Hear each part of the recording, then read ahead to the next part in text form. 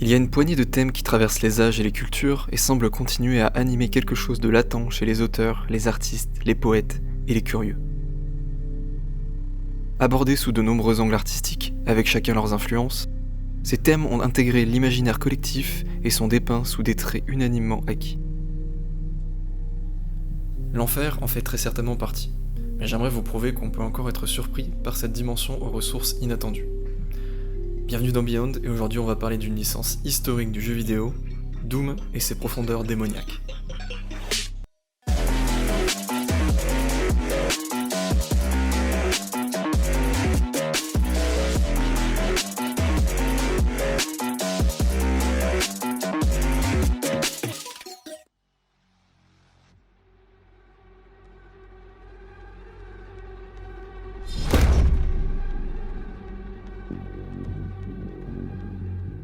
Dans sa version initiale, Doom est un jeu de tir à la première personne développé en 1993 chez ID Software et fait sa sortie sur PC. Il est diffusé sur des sites de téléchargement dédiés aux jeux vidéo avec un système appelé le shareware ou partagiciel, offrant la possibilité d'acquérir et d'essayer une partie limitée du jeu en ligne pour profiter d'un avant-goût gratuit. La base du jeu vient d'un autre produit du studio, à savoir Wolfenstein 3D, qui a posé les bases techniques du FPS, et Doom vient ajouter quelque chose de plus profondément addictif et violent à la base du gameplay et propose un univers plus original.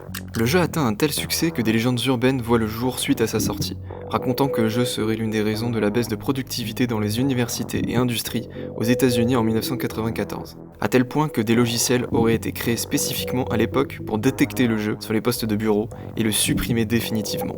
Et en effet, de 1993 à 1996, c'est 2 millions de jeux qui sont achetés, mais 30 millions de versions téléchargées via le shareware.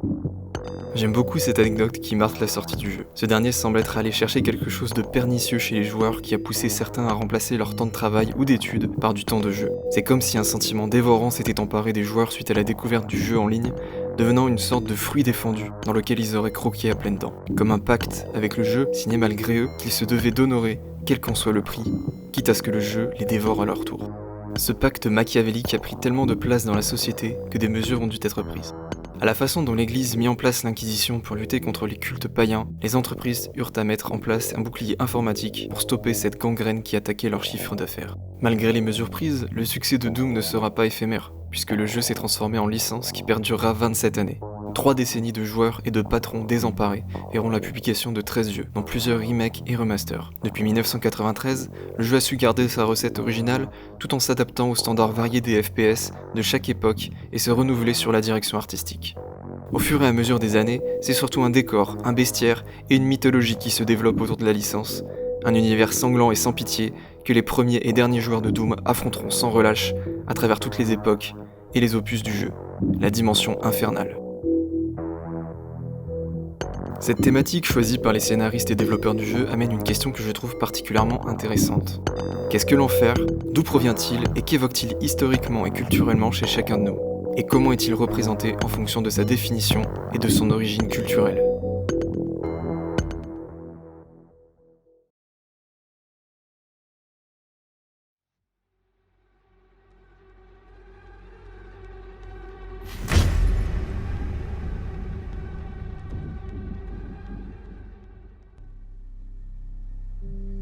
De mon point de vue d'Européen, ayant grandi dans un milieu culturellement orienté vers le christianisme, c'est avec la vision de l'enfer décrite dans la Bible que je suis le plus familier. Mais ce terme est présent dans tellement de cultures que lui donner une seule définition n'aurait pas de sens. De manière assez commune, l'enfer implique un monde souterrain caché. Ensuite, dans son concept, il représente soit un état physique ou mental, ou un espace se voulant être le royaume des morts ayant quitté leur corps, sans forcément impliquer la souffrance éternelle. Se limiter à une seule version serait dommage. C'est pourquoi je vous propose de faire un tour d'horizon de ce qu'est l'enfer à travers les cultes les plus anciens, puisque c'est dans les religions et croyances qu'il puise ses premières origines. Alors bien évidemment, j'ai dû rester générique dans mon approche. Je me suis intéressé aux mythes les plus hétéroclites afin d'éviter les répétitions. Je fais néanmoins cette vidéo dans le respect de toutes les cultures et de toutes les religions, et n'étant moi-même pas pratiquant, j'ai essayé de rester le plus juste possible, malgré ma méconnaissance de certaines d'entre elles. Les premières traces du concept d'enfer remontent aux plus anciennes religions dont fait partie l'hindouisme, qui trouve ses origines il y a environ 4000 ans. L'enfer hindou est nommé le Naraka, et se trouve être l'infernale demeure de Dharamashyama, le dieu de la mort, lui-même une des facettes de l'entité omnipotente de la religion hindoue, Brahman. Cette dimension est située dans les abysses, sous l'océan Garbhodaka qui tapisse les profondeurs de l'univers. Un voyage estimé à 1 million de kilomètres et durant plusieurs années attend les nouveaux morts pour atteindre la frontière du royaume divisée en 28 types d'enfers correspondant aux différents péchés. C'est dans la cour du palais de Yama que les âmes défuntes sont jugées dignes du Svarga ou condamnées à expier leurs péchés dans le Naraka. Le Naraka est décrit comme une sinistre jungle sans fin plongée dans la pénombre. Dépourvue d'eau et de clairières, peuplée de Yamaduta, les tortionnaires du royaume des morts aux diverses formes mortifères. Environ à la même période, au 2e millénaire avant Jésus-Christ, en Mésopotamie, peuplée par les Sumériens et Akkadiens, Apsu, le monde des vivants, flotte entre le monde d'en haut et le monde d'en bas, à savoir le Ganzer, gouverné par Erishkigal, la reine du monde d'en dessous. Ce lieu est accessible via le monde des vivants, suite à la traversée d'un désert sans fin peuplé de fauves et de fantômes. Aucun retour n'est envisageable, aussi tentant soit-il, une fois que la première des 7 murailles du cœur des enfers est aperçue. Les morts, eux, se rendent en bas depuis leur tombe. En s'insinuant dans les crevasses et les fissures de la terre, ils trouvent le chemin pour se rendre devant les murailles du Ganzer. Entourant les premières murailles, ils verront à leurs pieds s'écouler visqueusement l'eau imbuvable du grand fleuve Upur, dont la largeur et la profondeur prennent des dimensions démesurées. Au-delà des murailles, on voit dominer l'ombre de la grande citadelle des morts. Petu, le gardien de la porte des enfers, à la tête de lion, pattes d'oiseau et main d'homme, conduit les Etemu, les âmes des défunts, à l'impressionnant palais du Ganzer, où un simulacre de vie les attend, ressemblant insipidement à celle qu'ils ont pu avoir par le passé. Veilleront sur eux les Galus, les 7 démons d'origine du Ganzer, avec à leur commandement l'immonde Pazuzu. Dans les écritures hébraïques, on retrouve la mention du Sheol, tantôt décrit comme le voyage des morts, leur lieu de captivité après la vie, mais est aussi le synonyme d'un lieu bien réel situé proche de Jérusalem. Nous nous intéresserons ici au monde démoniaque et souterrain, terre de poussière où règne la destruction. C'est la destination de toute personne décédée, qu'elle soit juste impie, droite ou pieuse. Situé dans les abîmes les plus profondes, dans sa première version, il n'est gouverné que par le silence et l'infini, dans lesquels les ombres des morts s'enfouissent privés de force, de souvenirs, de savoir et de sagesse pour l'éternité. Au fur et à mesure des testaments et à travers le temps, sa description évolue et dépeint ce lieu comme une terre déserte et sombre, recouverte d'ossements. Une géole est également dédiée aux félons, où ils seront condamnés à 6 mois de feu, de neige et de grêle, qui cesseront uniquement le jour du sabbat. 3 portes ouvrent sur ce lieu, une dans l'abîme de la mer, une au milieu du désert, et une dans la redoutée vallée d'Hinnom, proche de Jérusalem, où était vénéré Moloch dans de cruels rituels impliquant l'incinération de nouveau-nés. La civilisation égyptienne a donné à la mort une place centrale dans son quotidien, avec la construction des pyramides et des mastabas, les tombes immémoriales des dieux rois. Ces édifices ont été bâtis dans le but de se rapprocher du ciel où prend place le Keret Nedjer, l'empire des morts, présidé par Osiris lui-même, ancien roi d'un monde révolu. Ce monde est composé de 12 régions désertiques correspondant aux heures de la nuit, séparées par 12 portails surveillés par des dieux gardiens et traversés par un fleuve abreuvant le désert. Dès qu'il a quitté le ciel, le char solaire de Ré s'engouffre dans les profondeurs pour entamer sa traversée du désert des défunts. Pour accéder à la divine embarcation, les défunts doivent passer le jugement de l'âme en comparant le poids de leur cœur face à celui d'une plume devant un tribunal de 12 dieux présidé par Anubis, qui embaumera le défunt pour sa vie dans l'au-delà. Si le cœur est impur, Thoth lâchera la terrible Hamout qui engloutira le cœur et l'âme du défunt, privé de repos éternel et destiné au néant. Hésiode restitue à travers ses poésies les tourments des dieux de la mythologie grecque et fait mention du royaume des morts gouverné par Hadès. Au moment du décès, l'esprit quitte le corps pour se rendre aux enfers, et c'est d'ailleurs pour la première fois que le terme est officiellement utilisé et correspond d'ailleurs à la traduction du mot Hadès. Avant de pénétrer dans le funeste domaine des morts, c'est sous la garde intransigeante de Cerbère qu'il faut passer, ce dernier s'assurant qu'aucun vivant n'entre. Les esprits se présentent ensuite devant un tribunal dirigé par Minos, Éaque et Rhadamante, pères des civilisations grecques. Ils indiquent alors aux défunts dans quelle région de l'enfer il devra subir l'éternité. Au tréfonds des abysses infernales demeure le Tartare, cette ancienne divinité primordiale qui fut dévorée par sa sœur Gaïa, l'incarnation de la Terre. Le donjon aux 3 murailles d'airain, dont on ne voit pas la cime, se trouve en son centre. Les titans, les géants et toute créature ayant osé défier les dieux de l'Olympe y sont condamnés. Le paysage se compose d'immenses marécages sinistres et glaciales aux émanations de soufre et des champs du châtiment réservés à l'expiation des crimes. Les condamnés y subissent la soif et la faim éternelle, la répétition sans fin d'un effort éreintant, ou encore des morsures de serpents sur une roue enflammée tournant pour toujours. Helheim, le 9e monde de la mythologie nordique, est accessible par un immense pont, comme il en existe de multiples dans cette culture. Gardé par la géante Modgud, le pont amène à l'antichambre de Hel, la déesse de la mort, accompagnée de l'immense loup Garm, dont la férocité égale celle du puissant Fenrir. Ces derniers veillent à l'entrée de la grotte menant au royaume brumeux et glacial de Niflheim. On y évoque la présence de Hvergelmir, un colossal chaudron hurlant, brassant lave et glace qui tapisse le fond du gouffre Ginnungagap aux proportions inconcevables de plusieurs milliers de kilomètres. Cette composition géologique paradoxale abrite les 12 rivières Elivagar, ainsi que le dragon Nidhogg et des multitudes de serpents rongeant les racines de l'arbre-monde Yggdrasil et les cadavres des condamnés en attendant la fin des temps, le Ragnarok. Ce tour d'horizon n'est pas exhaustif de toutes les interprétations de l'enfer, mais il énonce de nombreuses bases communes à beaucoup de mythes. Il témoigne néanmoins d'une certaine diversité dans ce que l'homme cherche à appréhender de l'inconnu qui l'attend après la mort. Je n'en ai pas fait mention, mais chaque mythe comprend plusieurs variations et interprétations de sa propre définition de l'enfer. Cette définition se voit remaniée selon les écritures à travers le temps, selon les mœurs de l'époque de l'auteur, et même selon le contexte sociopolitique, sur lequel elle avait une plus ou moins forte influence. Au cours des âges, le palais des défunts aura bénéficié de formes tantôt universelles et douces, et sans châtiment réservé, tantôt il fut défini comme la destinée des êtres les plus corrompus. Dans le contexte de la croyance, l'image endossée par l'enfer a pu parfois s'avérer réconfortante pour le mourant cherchant à s'apaiser dans ses derniers instants, comme il a pu emprunter un rôle dissuasif pour ceux tentés par le péché au cours de leur existence.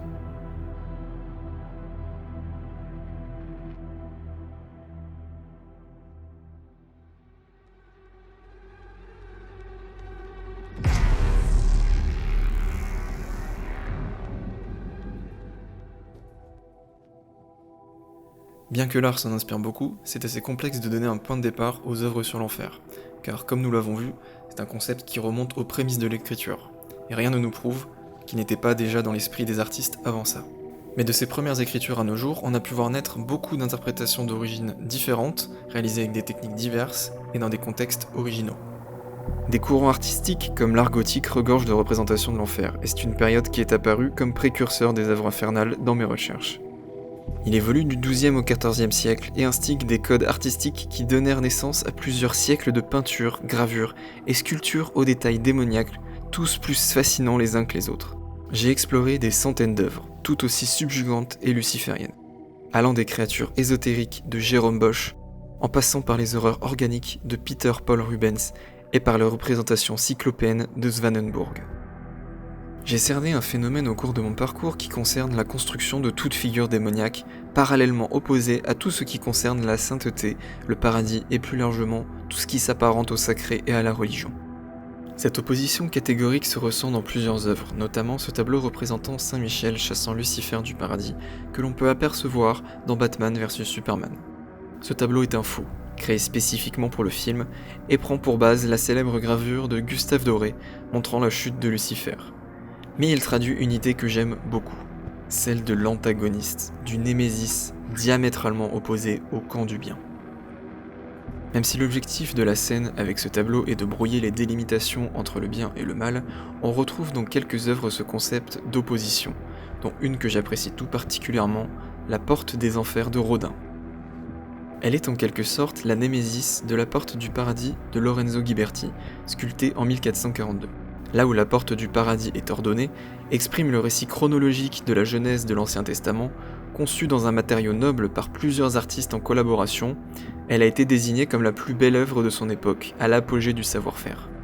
La Porte des Enfers, conçue plus de 400 ans plus tard, est chaotique, sans réelle narration, si ce n'est celle de son titre.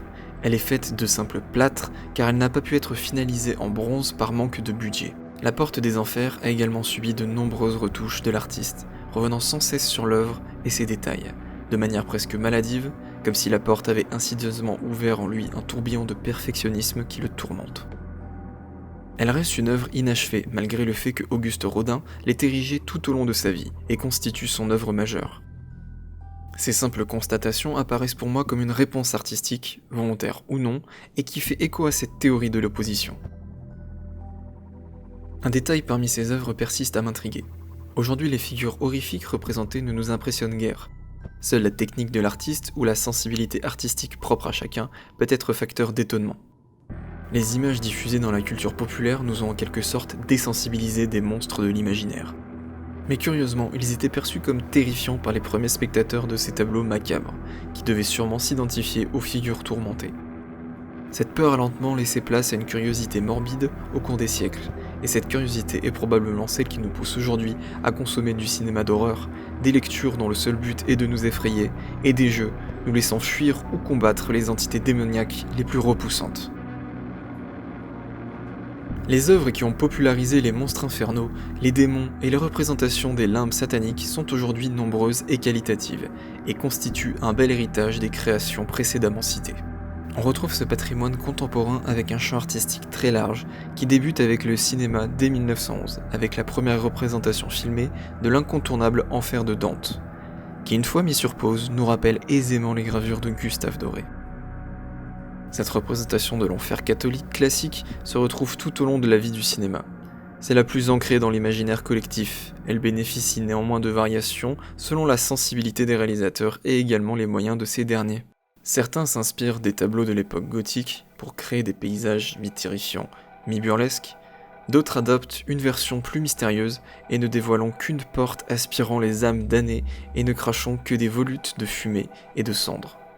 Les cultes mésopotamiens ressurgissent également dans la culture populaire, puisque c'est par le chef des démons du Ganser, Pazuzu, que la jeune Regan MacNeil est possédée dans le célèbre Exorciste. L'ensemble des représentations constitue un mélange plus ou moins original et bien proportionné de ce que l'on a pu voir en première partie, avec les premières descriptions de l'enfer dans la religion. Des terres de feu peuplées de démons torturant les damnés, des déserts sombres et sinistres à perte de vue, des labyrinthes fréquentés par des fanatiques vénérant la douleur, ou de vastes villes où errent sans but des êtres solitaires. Personnellement, les versions m'ayant le plus marqué ne sont pas forcément celles créées à partir d'effets spéciaux, mais plutôt de dessins. Je me rappelle notamment des scènes terrifiantes de l'enfer de Charlie, mon héros, ou Old Dog Got to Heaven.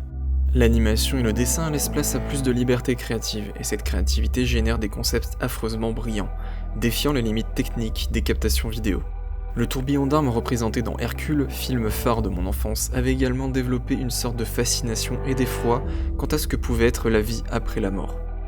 Bien que certaines adaptations soient surprenantes par le dérangement qu'elles génèrent, d'autres marquent par leur neutralité idéologique et l'apaisement qu'elles peuvent susciter.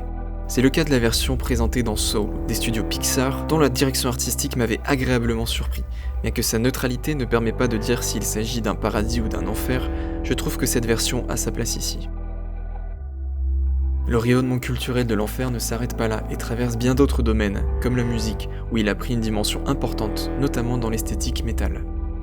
Hell, Slayer, Behemoth, Venom, Black Sabbath, Dark Funeral, tous ces groupes dont les noms se réfèrent à des rituels païens, des noms d'entités démoniaques, où l'enfer lui-même semble avoir embrassé la culture infernale.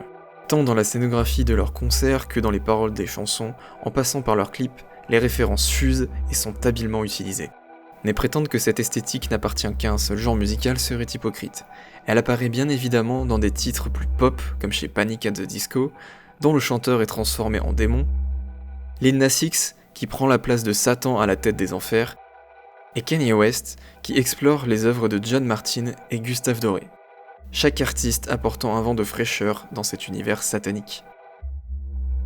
Comme je le disais, le dessin laisse place à de plus grandes ambitions pour des imaginaires créatifs, et l'enfer est passé sous les traits de plusieurs illustrateurs talentueux. Je m'en voudrais de ne pas mentionner Kentaro Miura et son manga Berserk, où il met en image la dimension du sacrifice où prend place le terrifiant festin des hordes de démons, orchestrés par les God Hands. La bande dessinée de Pat Mills, Requiem, présente une dimension peuplée de vampires où le plus cruel des humains sur Terre devient héros acclamé sur Résurrection, là où le temps et l'espace sont inversés. Le manga Devilman, lui, ne s'embête pas à créer un enfer, mais le fait naître directement sur Terre. Tant dans sa version rajeunie par Netflix que dans sa première itération, on y découvrira des bacchanales sataniques et des festins sanglants. Du côté de chez Marvel, Spawn semble être le porte-étendard des enfers. C'est un ancien militaire trahi par sa hiérarchie qui renaît sous les traits du commandant des troupes des enfers en pactisant avec un démon. Parler d'enfer et de comics nécessite de mentionner également le célèbre Hellboy, le démon renégat recueilli par le Bureau des recherches et de défense sur le paranormal pour lequel il affronte les forces occultes à travers le monde. Et comment conclure cette revue de l'enfer à travers les champs artistiques sans passer par les jeux vidéo ? Ce médium aboutit l'exploration des purgatoires en permettant l'interaction avec ses habitants, ses architectures et ses mécaniques. Les développeurs de Visceral Games s'inspirent des célèbres écrits de Dante pour le faire explorer sa propre vision des enfers et ses 9 cercles en y intégrant des personnages de différentes cultures comme Minos et Charon. Dante est également le personnage principal de la licence Devil May Cry, qui adapte plusieurs mythes infernaux au monde actuel. Le célèbre demi-dieu incarnant la puissance, Kratos, a pu fouler le sol du Tartare grec et du Helheim nordique pour y déchaîner ses légendaires accès de rage. Quand il est question d'aller en enfer, le style de jeu adopté est souvent le beat'em all, qui consiste à éliminer de nombreuses vagues d'ennemis. Et Darksider, où l'on incarne un des cavaliers de l'Apocalypse, ne déroge pas à la règle, ainsi que Hades, où le personnage principal est le fils du dieu des morts et cherche à vaincre son père. Mais s'il y a bien un maître à lire quand il est question d'enfer et de massacre, Doom est la référence évidente pour tout amateur de jeux vidéo.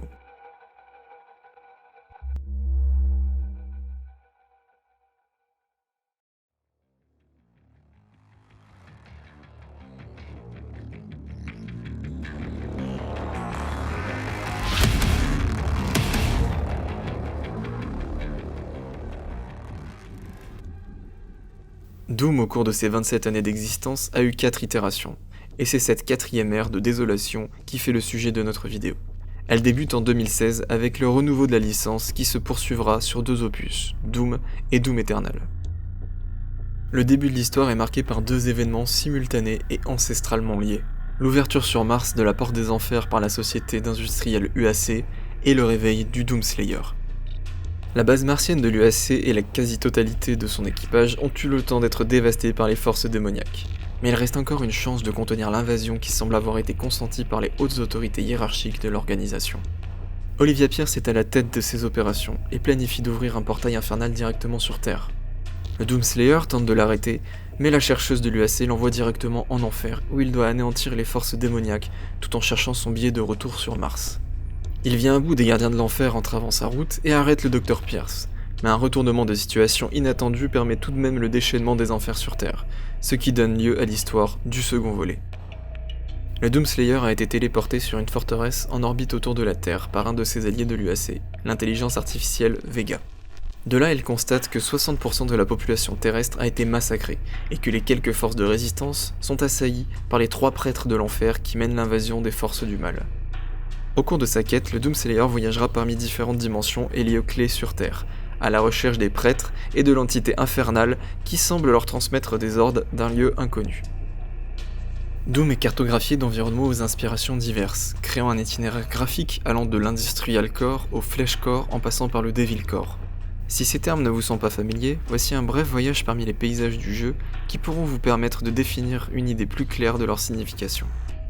Je me permets de commencer par un de ceux m'ayant le plus marqué, à savoir la base du Doomslayer, à partir du second opus. Une église monumentale en éternelle suspension est disposée en orbite autour de la Terre. Elle se tient là comme une fenêtre sur l'apocalypse que subissent les derniers bastions de l'humanité. L'intérieur se compose de grands halls comparables à ceux d'une église, mais pourrait ressembler aux gigantesques pièces accueillant des chaînes de montage industrielles. À mi-chemin entre lieu de repos et laboratoire, cette forteresse solitaire sert de QG au dernier espoir de l'humanité, lui permettant d'aiguiser ses armes et d'affiner ses stratégies. Depuis l'espace, on voit la Terre marquée par des sceaux rappelant ceux de la Goétie, le domaine occulte d'invocation des entités démoniaques. Ces figures que l'on retrouve dans les chargements du jeu signent l'arrivée des légions infernales sur Terre. C'est dans des paysages urbains dévastés que nous serons téléportés en premier lieu pour mettre fin aux atrocités des prêtres de l'enfer et de leurs légions. On se retrouve au cœur de villes modernes ravagées et souillées par la corruption et la damnation. La chair éparpillée des victimes tapisse les murs et le sol sur lequel se repaissent les immondes rejetons de l'enfer. Centres commerciaux, rues anciennement animées et immeubles d'habitation sont autant de théâtres de massacres dans lesquels les forces du mal ont eu l'occasion d'accomplir leurs méfaits. Si les paysages désolés de la Terre envahis nous donnent un aperçu de l'enfer, sachez que c'est directement là-bas que se trouve votre prochain rendez-vous. La dimension infernale est un lieu de désolation totale, dédié à la mort et à la souffrance. Ce royaume des ténèbres nommé Jekad est globalement recouvert de sang ou de roches. La démesure Lovecraftienne des paysages à l'horizon donne soit l'impression d'être un asticot qui se déplace dans un corps en charpie, ou alors un simple bout de viande dans le ventre d'un géant de pierre, de lave et de boyaux. Aux alentours des villes d'Exultia ou de Necravol, avec leurs terres calcinées et leurs lacs de lave, le paysage semble parfait pour accueillir des forteresses démesurées, qui n'ont rien à envier au pandémonium des peintures de John Martin. Votre quête vous mènera sûrement jusqu'au marais de sang, lieu maudit emprisonné dans la brume et les ténèbres, rappelant les marécages dans lesquels sommeillent les Yamaduta de l'enfer hindou, le Naraka. Des troupes éparpillées des légions démoniaques qui surveillent d'anciennes créatures primordiales dont le réveil est à redouter, comme l'est celui des grands anciens, les divinités incommensurables de la mythologie Lovecraftienne. Les entreprises UAC et ARC se trouvent être une partie du problème de l'invasion infernale sur Terre. Parcourir les couloirs de leurs usines est nécessaire pour venir à bout de ce massacre. Comparables à des citadelles selon leur localisation, ces usines prennent des allures de cathédrales, de châteaux fortifiés ou de temples de l'industrie. La froideur de ces lieux fait ressortir l'absence d'empathie de leurs dirigeants. Chaque pièce de ces donjons semble être une salle de torture impeccablement nettoyée, prête à l'emploi ou déjà recouverte d'entrailles après le passage d'un démon. Tous ces théâtres de bataille épiques seront enflammés par un éventail musical habilement forgé par Mick Gordon. C'est sans surprise que le compositeur s'est tourné vers le hard rock et le metal pour donner vie à la bande originale de nos massacres ludiques. Mais je trouve que son choix d'intégrer entre les riffs de guitare et les solos de batterie un chœur de chanteurs de heavy metal est particulièrement pertinent. Les chœurs étant une figure récurrente du domaine religieux, je trouve d'une part que l'idée est astucieuse et d'autre part qu'elle vient renforcer cette théorie de l'opposition précédemment évoquée.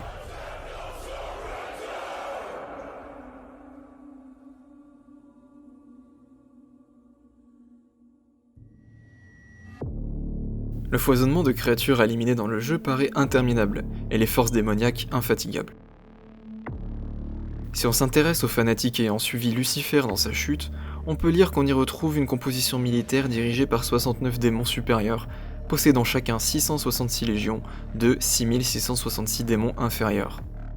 Lors de la rédaction des Saintes Écritures, des notions de hiérarchie se sont vues attribuées en enfer comme au paradis.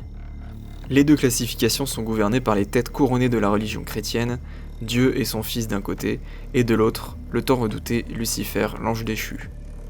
Parallèlement au royaume des cieux, celui des profondeurs construit sa propre hiérarchie, celle-ci plus autoritaire, puisqu'elle détermine la puissance et le niveau de terreur qu'inspire un démon tant aux hommes qu'à ses congénères.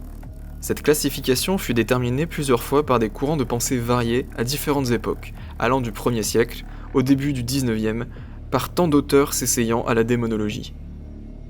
Au final, dans Doom, il est plus question d'une hiérarchie militaire au vu du contexte, mêlant des entités infernales de différentes cultures pour former des légions aussi cruelles que terrifiantes, dont voici la composition exhaustive.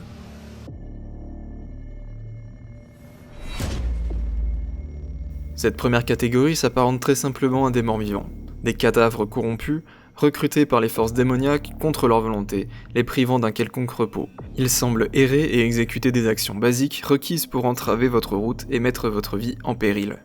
Leur incantation ne nécessite qu'un cadavre ou une âme à corrompre. C'est pourquoi ils sont si nombreux et si faciles à terrasser, leur ancienne vie étant celle d'humains ordinaires ayant perdu la vie ou d'ex-agents de l'UAC qui ont causé l'arrivée de l'enfer sur Terre. Les démons forment la base d'origine des armées infernales. Initialement présents dans la dimension infernale, issus d'incantations sataniques, ils gardent des formes et proportions humanoïdes induisant la déformation d'un corps humain d'origine. Les diablotins seront vos premiers adversaires de taille. Vifs et cruels, hérissés de cornes et aux yeux injectés de sang, ils correspondent à la description de leur homonyme en démonologie. Les gargouilles semblent avoir reçu les mutations les plus drastiques, dotées de petites ailes faites de peau tendue et d'os, et deux griffes brutalement greffées au bout de leurs bras à la chair exposée à vif. Visuellement proches des striges, ces créatures font paraître lointaine la burlesque sympathie des êtres qui ornent nos églises. Le danger ne se trouve pas uniquement au sol, et cette catégorie de démons est présente pour donner une dimension aérienne à vos combats. L'un semble animé par un appétit infini, le poussant à dévorer tout ce qui passe à la portée de sa gueule béante, l'autre dédié au tourment en gerbant des âmes perdues qui se lancent à votre poursuite jusqu'à votre anéantissement ou jusqu'à ce que vous les fassiez exploser. Ces terrifiantes créatures à un œil sont d'ignobles entités volantes similaires aux tyranneuils de Donjons et Dragons, inventés dans le contexte du jeu de rôle. Tous les trois pourraient être inspirés du Leyak, un esprit assoiffé de sang du folklore de Bali, ressemblant à une tête humaine volante, aux dents et à la langue démesurée, suivie par les entrailles du porteur d'origine de la tête. Au détour d'un long couloir, il pourra vous arriver de sentir l'atmosphère devenir hostile, plus que d'accoutumée. Les autres démons eux-mêmes redoutent ces créatures qui peuvent les écraser ou les couper en deux sur un coup de tête. Ces gladiateurs à la recherche de féroces affrontements semblent ravis de trouver un adversaire tel que vous sur leur route et exaltent à l'idée de vous déchiqueter. Ces effroyables combattants s'inspirent de mythes et légendes de créatures guerrières qui me rappellent notamment celle de Zod l'immortel dans Berserk. On peut imaginer des similitudes avec la démarche d'un minotaure ou le style d'une gorgone qui hantait les grottes et les labyrinthes de la mythologie grecque. Ils ont aussi cette soif acharnée et irraisonnée de combat du berserker, l'homme fauve des légendes nordiques. Les sons de cliquetis funestes et la vue de chair à vif entremêlés au métal et au câble deviendront un spectacle récurrent au cours de votre aventure. Ces créatures reflètent la rencontre entre la monstrueuse soif de progrès humaine et l'immonde cruauté des enfers. Froids et calculateurs, ils n'hésitent pas à élaborer les plus viles stratégies, ils sont souvent génétiquement modifiés pour ne ressentir ni peur, ni douleur, ni fatigue. Ces incarnations du mélange entre l'horreur fleshcore et industrial core ne déméritent pas leur place aux côtés de références du genre telles que les Terminator et Tetsuo se transformant dans Akira. La vue de ces créatures m'a notamment rappelé les horreurs mécaniques de Hans Rudy Giger avec des teintes de sang et de haine en plus. Des légendes et des mythes existent même parmi les démons, et c'est seulement quand on tombe face à l'un d'eux que l'on est forcé d'y croire. Au sommet de la chaîne de commandement, ou faisant office d'arme de dernier recours, ces forces de la nature infernale égalent un régiment en puissance de destruction. Ces êtres hors normes n'ont aucun équivalent de par leur puissance et leur cruauté. Seuls vos pires cauchemars ont pu imaginer pareils ennemis. Ils découlent tous d'expériences inhumaines, d'incantations sacrificielles démoniaques et du rituel obscur manigancé par des forces occultes à l'origine du mal.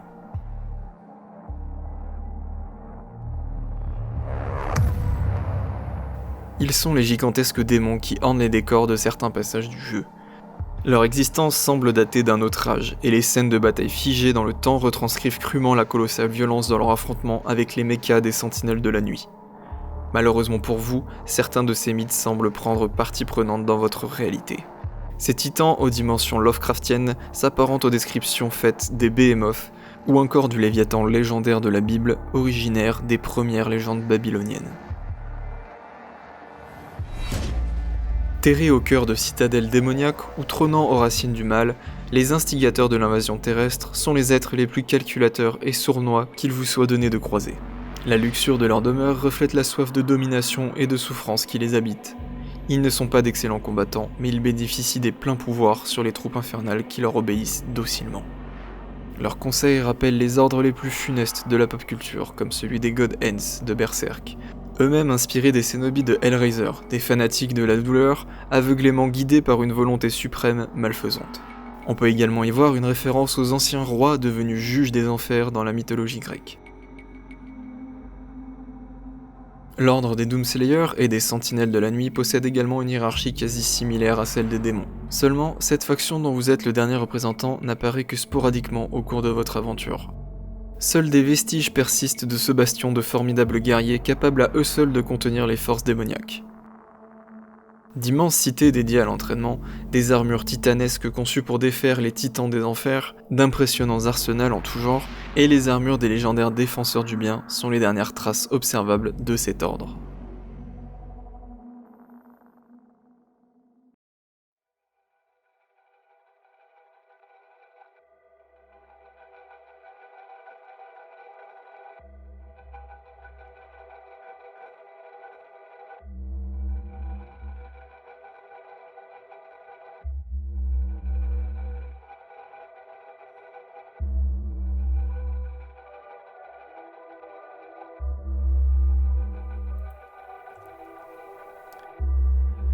Doom n'est peut-être pas le jeu le plus subtil de son genre, mais grâce à sa durée de vie et ses nombreux opus, il a pu s'essayer à différentes interprétations des univers infernaux.